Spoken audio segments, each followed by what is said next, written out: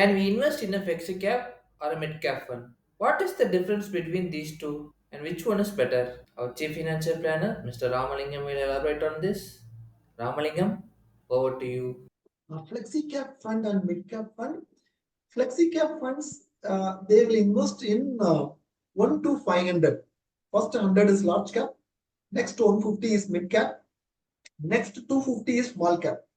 Flexi cap funds can invest in anywhere in this 500, right?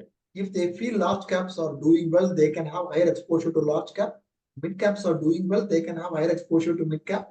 If small caps are doing well, they can have higher exposure to small cap. That way, it is completely flexible. Whereas in a mid cap fund, 80% should be invested between 101 to 150 mid cap companies, medium sized companies.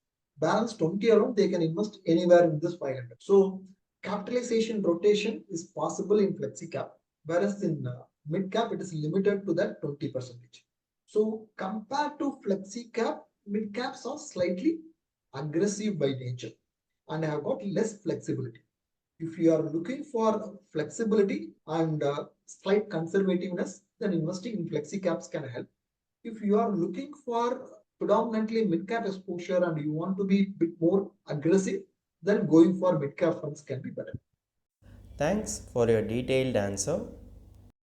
If you have any doubt regarding this or any other financial or investment decision, don't hesitate to book an appointment with our financial expert. The link to the appointment is given in the description below. And also, would you like to know more about finance and investment? Then we would recommend you to attend our live webinar. The link to the webinar is also given in the description below.